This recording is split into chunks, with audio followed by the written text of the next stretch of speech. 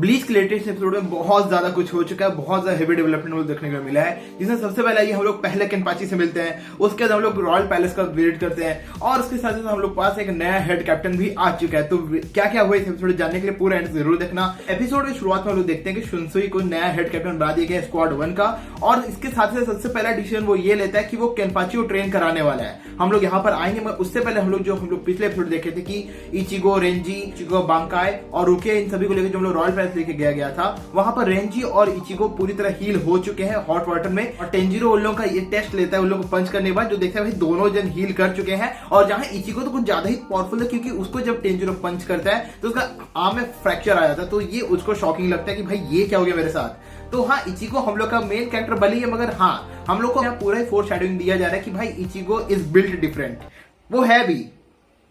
हाँ, स्पॉइलर नहीं देने। उसके बाद लोग नेक्स्ट कास्ट में जाते हैं जहां पे लोग खाने के लिए भर भर के मिलता है। अब यहाँ पे इचिगो और रेंजी के बीच डिस्कशन होता है कि भाई सोल सोसाइटी में इतना कुछ हो चुका है और लोग यहाँ पे नहा रहे हैं, खा रहे हैं, ये क्या है। तब वहां पे उन लोगों को मालूम पड़ता है कि ये भी उन लोगों ट्रेनिंग का ही पार्ट है, जहां पहले जो वो लोग नहा रहे थे उससे वो लोगों पूरा बॉडी को हील किया जा रहा था, ठीक। और उसके जो यहाँ लोग खाने के लिए आए, लोगों को बॉडी को इंटरनली हील किया जा रहा है उस खाने के हेल्प से। और वो खाना नॉर्मल खाना नहीं है कि हाँ भाई खा लो उसके काम खत्म। उस खाने में रियात्सु खुद मिक्स किया गया है, जो हम लोग किंग ऑफ ग्रेन ने किया है, जिससे होता ही है कि उन लोगों का जो पहले से जो स्पिरिचुअल प्रेशर था वो और भी ज्यादा इंक्रीज हो जा रहा है। हाँ, एक छोटा चीज, रियात्सु और स्पिरिचुअल प्रेशर दोनों एक ही चीजें हैं, बस इंग्लिश में स्पिरिचुअल प्रेशर और जापानीज में होता है हम लोग का रियात्सु। तो इसके बाद जब लोग अच्छा खाने पीना कर रहे तो उन लोगों को बोला था कि तुम लोग का अगला ट्रेनिंग होने वाला है, गैस करो किसके पास। मतलब गैस कर सकते हो, जो जंपाक्टो को क्रिएट किया है, ठीक है, जो जंपाक्टो का हम लोग शिकाई फिर बांकाई देखते हैं, वो जो क्रिएट किया उसके साथ में ट्रेनिंग होने वाला है। तो देखो यहाँ पे हम लोग एक चीज पहले ही समझ के जा सकते हैं कि इचिगो का नया स्वॉर्ड मिलने वाला है।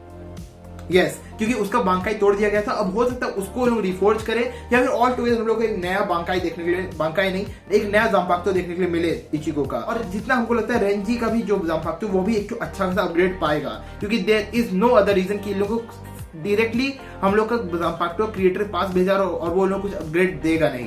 तो हमको लगता है ऐसा कुछ होने वाला है, वैसा होगा कि नहीं ये हमको नहीं पता, ये हम लोग नेक्स्ट एपिसोड देखेंगे।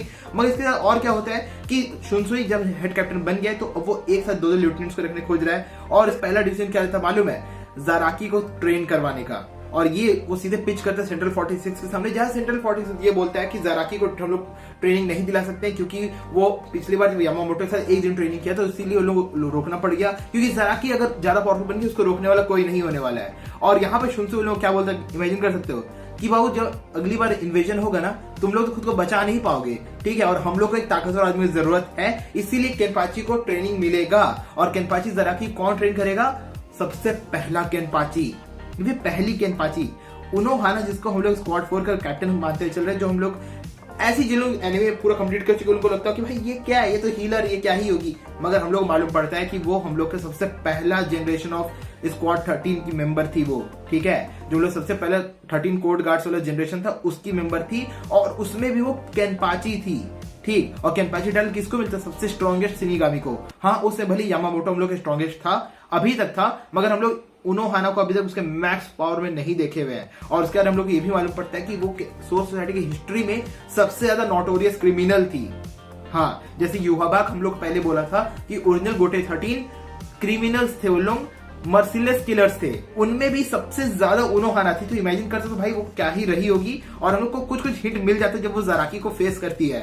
उनोहाना अपने लेफ्टिनेंट के लिए एक लेटर छोड़ के गई हुई, जिसको रीड करते उसकी लेफ्टिनेंट रोने लगती है, क्योंकि उसको अंदाजा लग गया कि क्या होने वाला है। और फिर केनी के बैरक में हम लोग देखते हैं कि याचिरू उसका आई पैच को पकड़ी हुई और देख रही है, और उसको समझ में आ गया कि आगे क्या होने वाला है। उसके बाद हम लोग बढ़ते हैं म्यूकेन में, जहां पर जाराकी एंट्री मारता है, उसके सामने गैस करो कौन है। यस, हम लोग सबसे फर्स्ट केनपाची उनोहाना रेत्सु या फिर उनोहाना याचिरू, क्योंकि उसका जो स्वॉर्ड फाइटिंग प्रोवेस था, उसका जो बैटल प्रोवेस था वो इतना ज्यादा कि वो 8000 स्टाइल्स को मास्टर की हुई थी, और इसीलिए उसका नाम याचिरू रखा गया था, मास्टर ऑफ 8000 स्टाइल्स।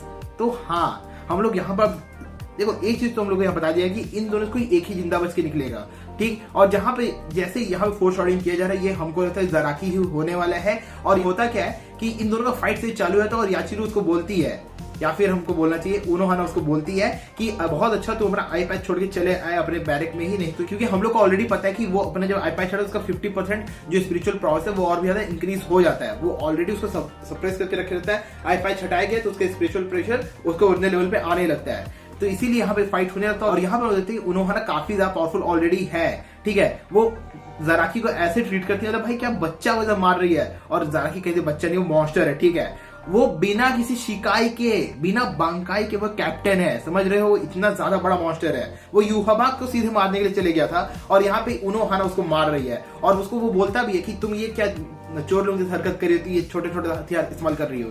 तो उनोहाना उसको बताती है कि हमको ये करने का पिछली बार मौका नहीं मिला था। तो अब यहाँ पर हमको मालूम पड़ता है कि हजारों साल पहले जब ज़राकी एक बच्चा था, ठीक है, किड ज़राकी का बात हो रहा है, उसमें उनोहाना और ज़राकी का लड़ाई होता है, जिसमें उनोहाना को उसका चेस्ट वाला स्कार मिलता है और ज़राकी को उसका आइकॉनिक आई स्कार मिलता है। तो सोचो वो उस समय उसको ऑलमोस्ट मार दिया था।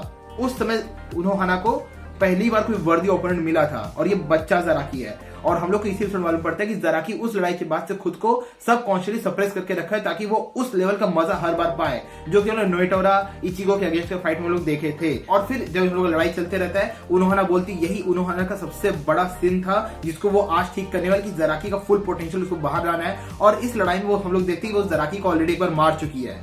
हाँ, मगर यहाँ पे ट्विस्ट क्या है कि वो ज़राकी को मारी है, ये ज़राकी सपना नहीं देखता है कि वो उसके ये क्या हुआ था मेरे साथ, नहीं, वो ऑलरेडी उसने मर चुका था। उसके बाद उनोहाना उसको हील की, आप लोग याद होने चाहिए वो हम लोग की हीलिंग कैप्टन है, तो उसको हील करती है, ज़राकी वापस होश में आता है, फिर लड़ते हैं। और उनोहाना हम लोग को बोलती है कि ज़राकी जब जब मौत के करीब जाता है उसका जो सबकॉन्शियसली जो खुद को सबमिट करके रखा हुआ है वो चीज छूटते रहता है। तो अब हमको लगता है कि यही होने वाला है कि उसको तब तक मारेगी वो जब तक ज़राकी अपने फुल पोटेंशियल को वापस पा नहीं लेता है या फिर उससे ज्यादा ताकतवर बन नहीं जाता है। और हमको लगता है कि यहाँ पर हम लोग फाइनली, मतलब 370 एपिसोड से ज्यादा होने के बाद लोग फाइनली ज़राकी का एटलीस्ट शिकायत तो देख पाएंगे, ठीक है। मांगा के बारे में हम यहाँ डिस्कस नहीं करना चाहेंगे क्योंकि स्पॉइलर हो जाएगा, ठीक है। मगर हाँ, तो देखो ऑल इन ऑल ये वाला एपिसोड हम लोग को बहुत अच्छा खासा बिल्डअप दे रहा है हम लोग के सोल सोसाइटी में। नेक्स्ट एपिसोड के लिए हम काफी ज्यादा एक्साइटेड है और हमको लगता है कि हम लोग को ज़राकी और उनोहाना का बहुत ज्यादा नेक्स्ट लेवल का बैटल देखने के लिए मिलेगा उस एपिसोड में। आप लोग इस एपिसोड को कितना एंजॉय किया हमको नीचे कमेंट जरूर बताना, और अगर वीडियो को एंजॉय लाइक मारो यार, कम से कम 20 लाइक पहुंचा दो। हम लोग मिलते हैं अगली वीडियो में। Thank you so much watching, take care, good bye.